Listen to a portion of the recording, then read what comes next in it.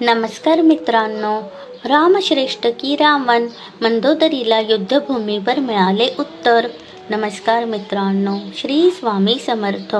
यंदा 26 मार्च रोजी म्हणजेच उद्या श्री रामनवमी आहे, अर्थात प्रभू रामांचा जन्मदिवस. त्यानिमित्ताने त्यांच्या व्यक्तिमत्वाचा पैलू उलगडणारी कथा जाणून घ्या.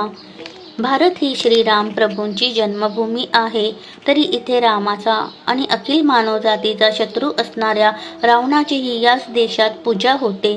हा किती मोठा विरोधाभास आहे ना. एवढेच काय तर राम अस्तित्वातच नव्हता, रामायण काल्पनिक काव्य आहे हे म्हणण्यापर्यंत ही काही लोकांची मजल जाते. याचे कारण या ग्रंथांचा अभ्यास न करता त्यावर केले गेलेले भाष्य.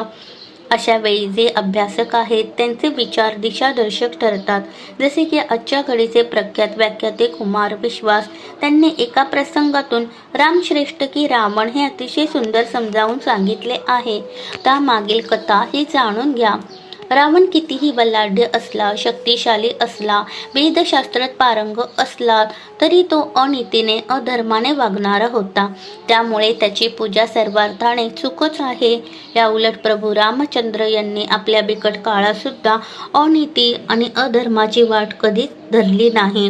नेहमी सत्याचाच मार्ग धरला आणि त्याची पावती रावणाची पत्नी मंदोदरीने दिली आहे. अनेक दिवस सुरू असलेले तुंबळ युद्ध दसऱ्याच्या दिवशी संपले आणि रामाने रावणावर विजय मिळवला. तेव्हा वानर सेवा जल्लोष करू लागले. मात्र श्रीराम एका खडकावर खिन्न मनस्थितीत बसले होते. एवढा रक्तपात झाला याची सल त्यांच्या मनाला टोचत होती. तेवढ्यात पावलांचा आवाज झाला आणि स्त्री आकृतीची सावली त्यांना दिसली. श्रीराम विनम्रतेने उठून उभे राहिले आणि त्यांनी झुकलेल्या नजरेनेच विचारले, या युद्धभूमीवर येणाऱ्या आपण कोण आहात माता?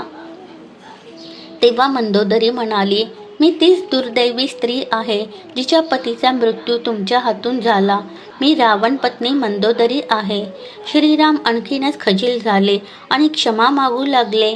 रावण हा शूरवीर योद्धा होता, परंतु तो अधर्माने वागणारा असल्यामुळे त्याचा अंत करावा लागला, अशी प्रांजळ कबुली श्रीरामांनी दिली आणि मंदोदरीची क्षमा मागितली.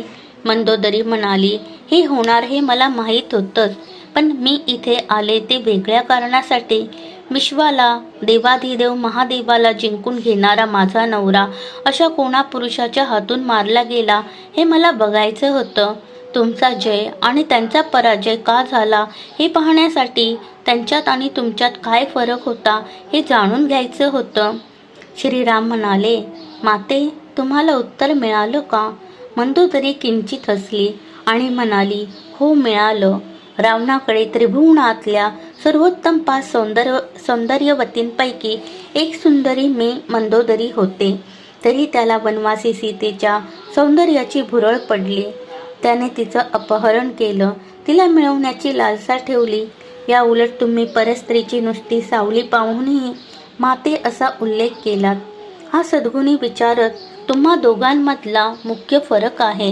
जी व्यक्ती स्त्रीचा आदर सन्मान करते तिला कोणीही हरवू शकत नाही. या उलट जी व्यक्ती स्त्रीचे अधःपतन करते, तिला कमी लेखते, त्रास देते, तिला या ब्रह्मांडात कोणीही वाचवू शकत नाही. म्हणूनच मनुस्मृतीत म्हटले आहे, यत्र नार्यस्तु पूज्यन्ते रमन्ते तत्र देवताः, यत्रेतास्तु न पूज्यते सर्वास्तात्रा फलाः क्रियाः. मग आता तुम्हीच ठरवा, तुमच्यात राम जिवंत आहे की रावण? श्रीराम जय राम, जय जय राम. धन्यवाद.